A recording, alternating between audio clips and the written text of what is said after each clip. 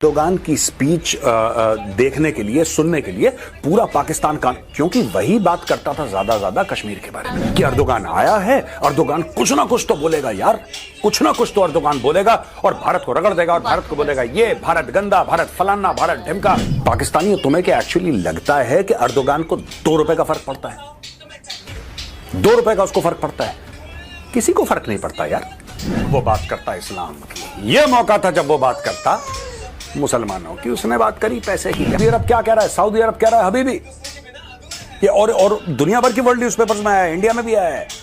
वो कह रहा है हबीबी, तुम्हें हम वीजा देती हज करने के लिए, तुम्हें हम वीजा देती उम्रा करने के लिए, तुम ना हज करती ना उम्रा करती पाकिस्तानी हबीबी, तुम भीख मांगती यहां पे आके। मेरी गवर्नमेंट है, मेरी फौज मुझे परमिशन दे तो मैं जाके गजा में शहीद होना चाहता हूं।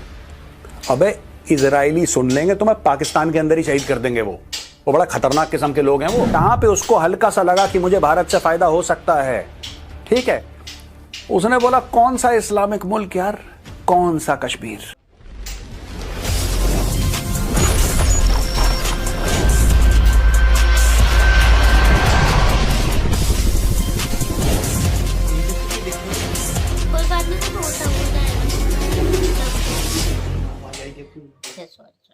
जय हिंद दोस्तों, मैं हूं मेजर गौरव आर्या और आप देख रहे हैं द चाणक्य डायलॉग। इस वीडियो को लाइक करिए, हमारे चैनल को सब्सक्राइब करिए, बेल आइकन दबाना बिल्कुल मत भूलिएगा। दोस्तों, इसके पहले कि मैं वीडियो शुरू करूं, मैं आपसे आपकी राय लेना चाहता हूं। कुछ समय पहले हम लोग गया गए थे। आपको पता है बिहार में एक जगह है गया, वहां पे ऑफिसर्स ट्रेनिंग एकेडमी है।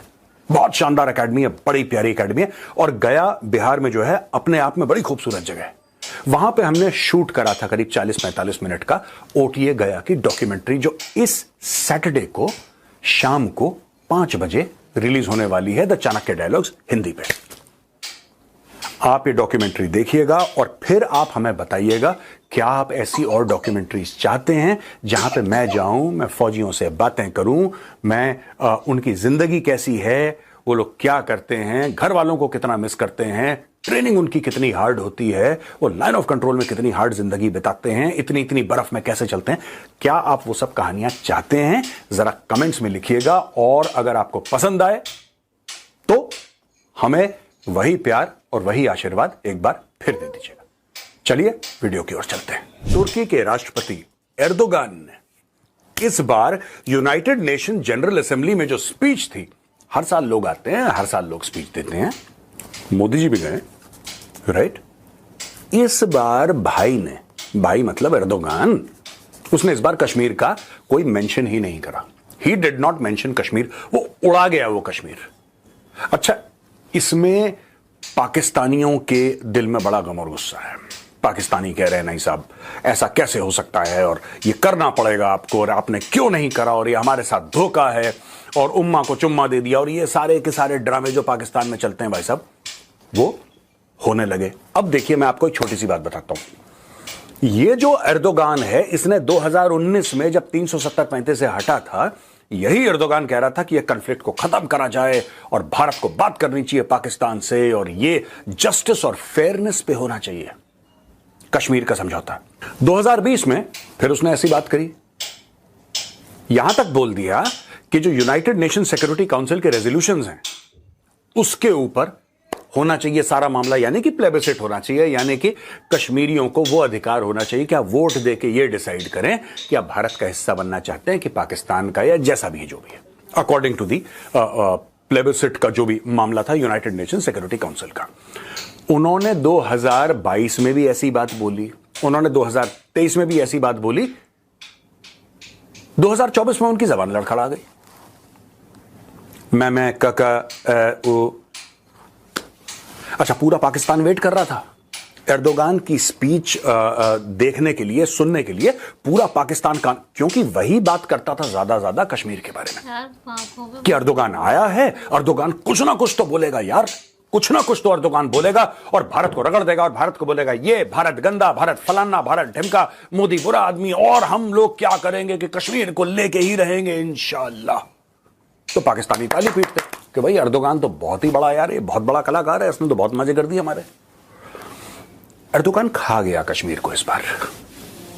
दोस्तों, आज का वीडियो उन मुस्लिम देशों के सियासतदानों के ऊपर है जो इस्लाम को एक एटीएम मशीन समझते हैं। ये पाकिस्तानी बेवकूफ हैं एक्चुअली, ठीक है, दे आर फूल्स।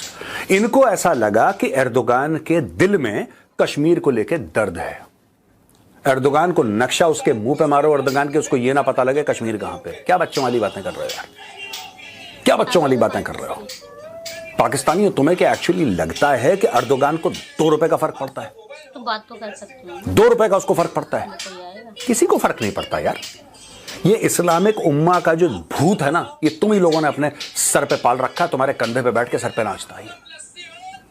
किसी को 2 कौड़ी का इंटरेस्ट नहीं है, 2 कौड़ी का इंटरेस्ट नहीं है। जहां पे उसके मुंह में थोड़ा सा पानी आया, ब्रिक्स का कनेक्शन है इसमें, जहां पे उसको हल्का सा लगा कि मुझे भारत से फायदा हो सकता है, ठीक है, उसने बोला कौन सा इस्लामिक मुल्क यार, कौन सा कश्मीर, क्या पाकिस्तान, क्या इमेच्योरिटी की बातें कर रहे हो? ये तो भारत है, साडा भरा है जी। अब पहली बात तो मैं पाकिस्तानियों को यह कहना चाहता हूं कि तुम क्यों परेशान हो यार। एर्दोगान ने इस बार कश्मीर का मेंशन नहीं करा यूनाइटेड नेशन जनरल असेंबली में, तुम लोग क्यों परेशान हो?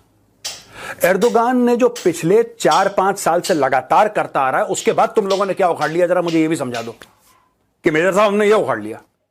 देखो सुनो पाकिस्तानियों, एक बात ध्यान से समझ लो, एर्दोगान को ले लो, शी जिनपिंग को ले लो, पुतिन को भी ले लो, जो बाइडेन को ले लो, जो 2 चुनाव लड़ रहे हैं वहां पे, ट्रंप और कमला हैरिस, उनको भी ले लो, ठीक है, स्ट्रैमर को ले लो, जॉर्जिया मेलोनी को ले लो, आप सबको ले लो।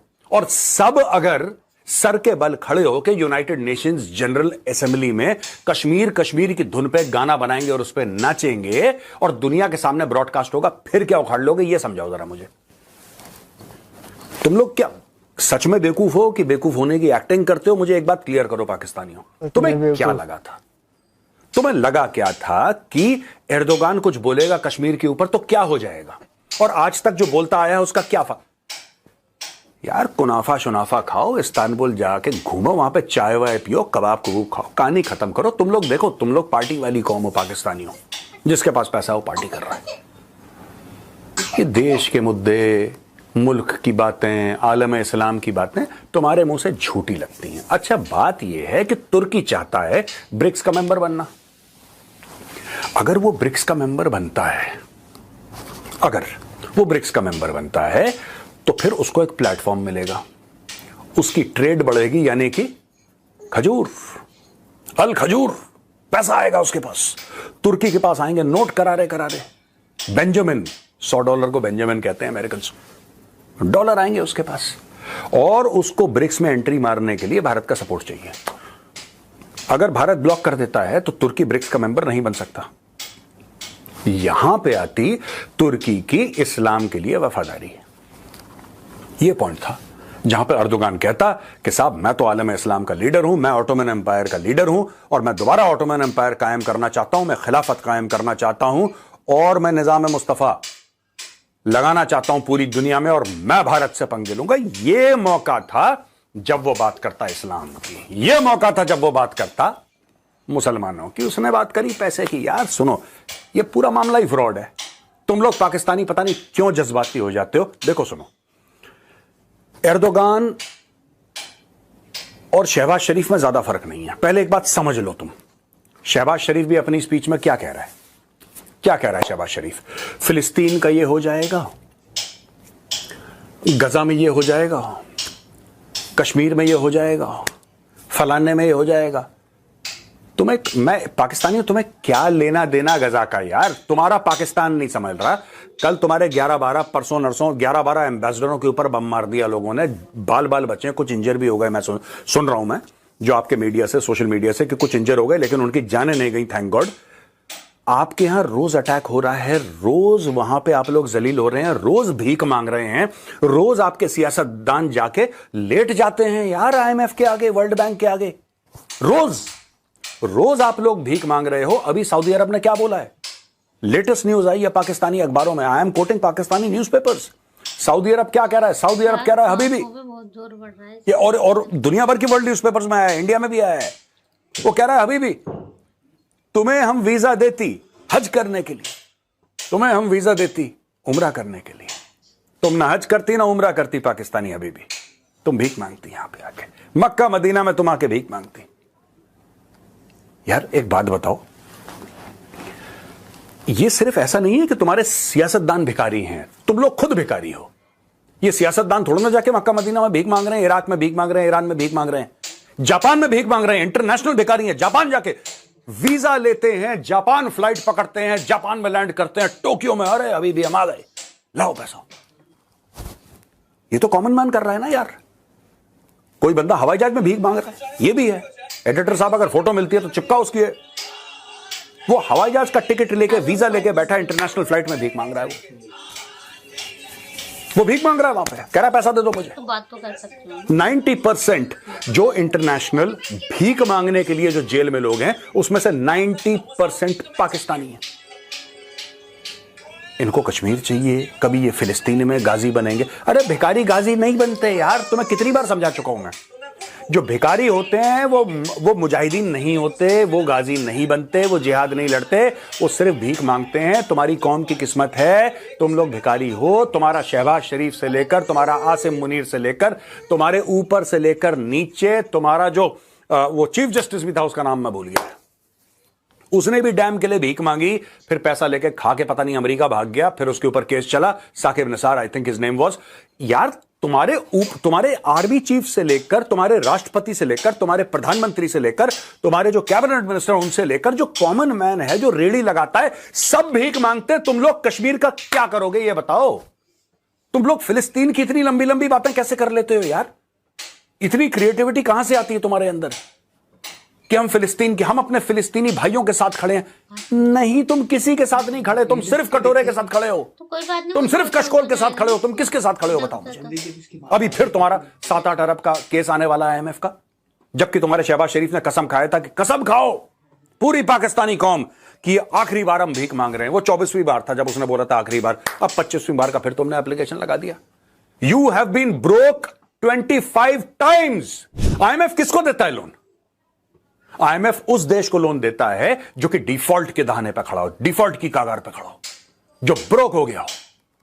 25 बार तुम्हारा दिवालिया हो चुका है यार, 25 बार। कुछ तो शर्म करो। जब तुम अपने मुंह से फिलिस्तीन, मैं बता रहा हूं, तुम लोग फिलिस्तीनियों की किडनियां बेच दोगे यार, तुम लोग फिलिस्तीनियों को मार दोगे। मैं बता रहा हूं, तुम इतने जालिम हो। अपने मुल्क में तुम्हारा इंसाफ नहीं है, अपने मुल्क में तुम्हारा कुछ ना रोजी रोटी ना कुछ। आदमी आटे के लिए एक दूसरे की गर्दनें रेत रहे हैं तुम्हारे मुल्क के अंदर, लेकिन तुम्हारे प्रधानमंत्री को फिलिस्तीन की बात करनी है। अच्छा, मैं एक और चीज बोलना चाहता हूं यहां पे बिफोर आई गो अहेड। मुझे यार बड़ी सरप्राइजिंग चीज लगती है, बड़ी अजीब सी चीज लगती है यार। पाकिस्तानी वो यूट्यूबर जाते हैं ना, मुंह में माइक डालते हैं सबके सड़क पे, कि आप क्या लगता है आपको क्या समझ में आता है? आप एक बात बताइए, क्या फिलिस्तीन में जो हो रहा है, क्या हमें वहां पे नहीं लड़ना चाहिए? वो कहता हां, अगर मेरी सरकार मुझे परमिशन दे, मेरी गवर्नमेंट है, मेरी फौज मुझे परमिशन दे, तो मैं जाके गजा में शहीद होना चाहता हूं। अबे इजरायली सुन लेंगे तो मैं पाकिस्तान के अंदर ही शहीद कर देंगे। वो बड़ा खतरनाक किस्म के लोग हैं वो। और एक बात बताओ, जब तुम लोग डंकी लगा के जाते हो कनाडा, जब तुम लोग डंकी लगा के जाते हो यूके, यूएस, यूरोप के अलग अलग जगह, जब तुम डंकी लगा के वहां पे जाते हो तो परमिशन लेके जाते हो? भिखारियों, परमिशन लेके जाते हो तुम लोग वहां पे? जवाब दो, परमिशन लेके जाते हो? पर यहां पे क्योंकि गोलियां चल रही हैं और यहां पे भीख मांगने का कोई अवसर नहीं है, भीख मांगने का कोई मौका नहीं है, तो अब तुम इस झूठ में कि हम तो बड़े जज्बे वाली कौम हैं, कलमा पढ़ के कौम बनी थी, हम लोग जाएंगे वहां पे जिहाद। किसने बोला? 76-78 साल हो गए तुम्हारे इस बेगैरत मुल्क को बने हुए, अभी तक तुम लोग गजा नहीं पहुंच पाए। जाओ कायरो की फ्लाइट लो, मैं बताता हूं, कायरो की फ्लाइट लो, घुसो इजिप्ट से, जॉर्डन की फ्लाइट लो, घुसो वहां से, लेबनान की फ्लाइट लो, घुसो वहां से। किसने मना करा है तुम्हें यार? कौन मना कर रहा है तुम्हें कि तुम गजा जाके ना लड़ो, लेबनान जाके ना लड़ो? झूठे मक्कार कहीं के तुम लोग कुछ नहीं चाहते। ये चाहते हैं कि वेलफेयर पे जिए, यूके में जाए, लंदन में पाउंड लें सरकार से, 10-10, 20-20, 50-50 बच्चे पैदा करें और सारे बच्चों के नाम पे सरकार से पैसे ऐंठें। ये तुम लोग चाहते हो। ये जिहाद तो सिर्फ तुम लोगों ने कि तुम्हारी 2 कौड़ी की जो इज्जत है वो पूरी तरीके से नीलाम ना हो, जो कि हो चुकी है बाय द वे। सिर्फ उसको बचाने के लिए तुम लोग ये बात कहते हो कि तुम लोग फिलिस्तीन में बड़ा जुल्म हो रहा है। अबे जुल्म हो रहा है तो तुमने क्या कर लिया? तुम एक बात बताओ, एटमी मुल्क के एटमी लोग, क्या कर लिया तुमने? तुमने एक बिस्किट का पैकेट भेजा है वहां पे? 2 कौड़ी की तुम्हारी औकात नहीं है। लंबी लंबी बातें करता है तुम्हारा शहबाज शरीफ, और उससे पूछना जब वापस आएगा वो नामुराद पाकिस्तान, उसका कॉलर पकड़ के 3 थप्पड़ मारना उसके, 2 मेरी तरफ से, खुद तुम एक अपनी तरफ से मार लेना। उससे पूछना कि बेटा तू 7 दिन के लिए क्यों गया था अमेरिका, तू क्या करके आया है? पूछना उससे। तू 7 दिन के लिए गया था, तू 3 दिन के लिए यूके गया था सरकारी खर्चे पे अपने बड़े भाई से मिलने के लिए, वो भी भगोड़ा वहां पे बैठा हुआ है लंदन में। क्यों गया था वहां पे? क्यों गया था ये बता। क्या लेकर आया है कौम के लिए? लाखों करोड़ों पैसे तुम्हारे पास है नहीं, भीख से पूरा देश चल रहा है, लेकिन अय्याशी 7 दिन अमेरिका। अबे पागल वागल है क्या? अगर तुम में थोड़ी सी भी गैरत होती, जो कि नहीं है, शहबाज शरीफ क्या करता? बोलता कि नहीं, वी कांट अफोर्ड इट, ये सब यूजलेस चीजें हैं, मैं पाकिस्तान को, वो कहता शहबाज शरीफ कि वो पाकिस्तान को सबसे पहले रखता है, प्रथम रखता है, अगली श्रेणी में रखता है, उसके लिए पाकिस्तान ही सब कुछ है। राइट? वीडियो से एड्रेस करता। लोग नहीं करते क्या? करते हैं। वीडियो से एड्रेस करता कि जी मैं ये करना चाहता हूं, ये करना चाहता हूं, ये करना चाहता हूं। अपनी ये इतने अजीब से सियासतदान है पाकिस्तान के, और फौजी जर्नल भी ऐसे बेड़ा गर्क है इन लोगों का यार। इन्होंने आज तक ये कहते हैं पैसे दे दो। मैं बताता हूं, ये अपनी कौम की बेहतरी नहीं चाहते, ये कहते हैं पैसे दे दो हमें। क्यों? क्योंकि फिर नवाज शरीफ को एवन फील्ड में अपार्टमेंट खरीदना अपने लिए, फिर शहबाज शरीफ को दुबई में प्लाजे खरीदने, मॉल खरीदने वहां पे जाके। इनको ऐसा नहीं हुआ कि दुबई के शेख से बोलें कि शेख ठीक है, असी भी मुसलमान थे, तुसी भी मुसलमान, आप एक काम करो, एक टॉप इंजीनियरिंग कॉलेज आप पाकिस्तान में खोल दो, टॉप इंजीनियरिंग कॉलेज, और एक इंजीनियरिंग कॉलेज का खर्चा आप उठा लो अगले 15-20 साल तक, तनख्वाहों का, और आप एक बना दो बढ़िया सा इंजीनियरिंग कॉलेज, एक बढ़िया सा मेडिकल कॉलेज बना दो पाकिस्तान में वर्ल्ड स्टैंडर्ड का। इतने हैं 8-10 तो बड़े अमीर मुसलमान देश हैं, यूएई में ही है इतने सारे। कतर से बात करो, सऊदी अरब से बात करो कि जनाब आप ये हमारे लिए कर दो। नहीं, ये पाकिस्तान को एजुकेशन में आगे क्यों नहीं ले जाना चाहते? क्योंकि इनके बच्चे तो वैसे ही बाहर पढ़ते हैं और बाकी पाकिस्तानियों को बैल समझते हैं। ये कहते हैं तो बैल है ये, दैट्स इट। तो ये मांगते हैं पैसा। अब पैसा आएगा आईएमएफ का पैसा यहां पे आएगा, जैसे ही आएगा। पाकिस्तान में जोक है, पाकिस्तान में सबसे बड़ा चुटकुला क्या है? यह है कि भाई जैसी इनको भीख मिलती है, जैसे इनको लोन मिलता है, लंदन और दुबई के प्रॉपर्टी के रेट बढ़ जाते हैं। क्यों? ये पाकिस्तानी खुद इनके अपने सियासतदानों के ऊपर, अपने जर्नलों के ऊपर ये लोग चुटकुले सुनाते हैं, जोक सुनाते हैं, लतीफे सुनाते हैं, क्योंकि करप्ट है सबके सब। आईएमएफ देगा, सारा पैसा गायब, कुछ ये चाइना के लोन रिटर्न करने में कर देंगे, बाकियों के पैर पकड़ लेंगे ये लोग, बाकी पैसा यहां से गायब हो जाएगा, मलाई खा जाएंगे ये लोग। लेकिन भैया लोन वापस देने हैं, और कौन देगा? वही पाकिस्तानी जो रगड़ रहा है जमीन पर। अच्छा, मैं बात करता हूं, इनको बड़ा बुरा लगता है, लेकिन अगर मैं झूठ बोल रहा हूं तो लिखो यार, मैं माफी मांगूंगा तुम लोगों से। अगर मैंने आज कुछ भी झूठ बोला या पहले भी कुछ झूठ बोला है पाकिस्तान के बारे में, मैं, तुम लोगों को क्या मतलब है? ऐसी तैसी हो गई हिजबुल्लाह की, तुम्हें क्या लेना देना बे? पाकिस्तान बचेगा, पाकिस्तान अगर कल बचेगा तब लड़ लेना दूसरी लड़ाई। आज पाकिस्तान का सर्वाइवल एट स्टेक है। मैं तो इंडियन हूं, मेरी तरफ से कल मरता है, आज मरे, आज मरता, अभी मर जाए पाकिस्तान, मुझे क्या लेना देना? भस्म हो जाए मेरी तरफ से यार। लेकिन तुम तो रहते हो। बात कर रहे थे, यूनाइटेड नेशन असेंबली में तुर्की वालों ने लगा दिया चूना इस बार इसको, पाकिस्तानियों को। और ये बात मैं कहूँगा कि कोई पाकिस्तानी वेट नहीं कर रहा था इसके भाषण का। पाकिस्तानी तो इस बार अपने प्राइम मिनिस्टर के भी भाषण का वेट नहीं कर रहे थे। हमें पता ही नहीं है इस बार उसने क्या कहा है और क्या नहीं है। हमें पता चल जाता अगर कोई सुर्खी हेडलाइन बन गया, हेडलाइन में से कोई चीज़ निकल के आ जाती कि जी ये वाली चीज़ बोली है। मेजर साहब के मुंह से पता चल रहा है कि उसने गज़ा और ये वो की बात करी है। और मैं हमेशा मुझे भी ये गलत लगता है कि अपने मसाइल को छोड़कर पाकिस्तान हमेशा दुनिया के मसाइल पर बात करता है। जैसे अपने घर में दूध और शहद की नहरें बह रही हैं, यहाँ लोगों को इलेक्ट्रिसिटी फ्री मिल रही है, एजुकेशन फ्री मिल रही है, हेल्थ फ्री मिल रही है, और बाकी सिर्फ उसने वो नौकरियों की तो मैं कहता हूँ क्या ही बात है। और हम क्या हैं, हमारे लोग दूसरे मुल्कों में जा जाकर भीख मांग रहे हैं, और क्योंकि पाकिस्तान में ये इंडस्ट्री सबसे ज़्यादा फल फूल रही है तो इसी वजह से पाकिस्तानी ज़्यादातर भीख मांगने पे तवज्जो दे रहे हैं। अब देखिए सऊदी अरेबिया में पहले लोग जाते थे, काम करते थे, लेबर का काम, कोई भी किसी प्रकार का भी काम करते हैं, अभी भी करते हैं। अब वहाँ पे मेहनत करनी पड़ती है, वहाँ पे टाइम लगाना पड़ता है। उन्होंने किसी एक ने कहा कि भाई यहाँ 1-2 घंटे के लिए बैठो, सदा लगाओ, दे दे बाबा अल्लाह के नाम पे, तो जो सारा दिन मरने वाला उससे अगर ज़्यादा पैसा मुझे मिल रहा है तो मुझे क्या ज़रूरत है काम करने की। देखिए उसने जिसने भी देना है रियालों में देना है, और रियाल थोड़े से भी हों तो कितने सारे बन जाते हैं पाकिस्तान में पैसे। तो यही वजह है कि सारे से सारे भीख मांगने पे लग गए। अब लोग बाकायदा हज और उम्रे का जो है वो वीज़ा लेकर वहाँ पे भीख मांग रहे हैं, और ये बिल्कुल ज़्यादती की बात है। और ये कोई और कह रहा हो, भारतीय मीडिया कह रहा हो, सऊदी अरेबिया वाले कह रहे हो, तो फिर समझ आता है कि यार गलत है। या पाकिस्तानी मीडिया पर, सोशल मीडिया पर बहुत सारी ऐसी वीडियोस चल रही हैं कि जहाँ पे वो वीडियोस बना कर पोस्ट करे कि देखिए ये एक पाकिस्तानी आया हुआ है, बहुत अच्छे भले इसने कपड़े पहने हुए हैं और ये चंगा भला है, और मैं कब से इसका पीछे सुबह से ये भीख मांग रहा है, और वो उसके पीछे भी भागता है कि भाई रुक तू क्यों यहाँ पे पाकिस्तान की बदनामी कर रहा है। तो वो कहता है, वो उससे आगे लड़ने को आता है, और फिर देखता है कि जब वो बंदा नहीं पीछे हटता तो वो भाग जाता है। ऐसी बहुत सारी वीडियोस पड़ी हैं, औरतें भीख मांग रही हैं वहाँ पे। तो ये तो सारा सीन चल रहा है जब पूरे मुल्क की कौम की से सूरत हाल है। और यहाँ पे कह रहे हैं कि पाकिस्तान को कश्मीर की परवाह थी, फलाने की ढिमके की, नहीं।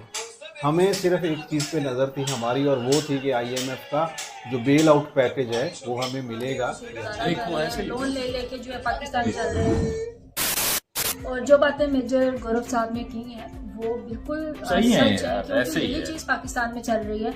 लोन के ऊपर गुजारा कर करके जो है वो पाकिस्तान को चलाया जा रहा है, बल्कि धक्का दे के चलाया जा रहा है। तो धक्का भी नहीं दिया जा रहा यार, देखो धक्के देने में भी मेहनत लगती है। हाँ, हम लोग ये चाहते हैं कि हम लोग हड हरामों की तरह पड़े रहें और कोई दूसरा आके हमारे मुल्क को धक्का लगाए, यानी कि IMF। हम दूसरे को कहते हैं कि आगे धक्का लगाओ, हमने कुछ नहीं करना।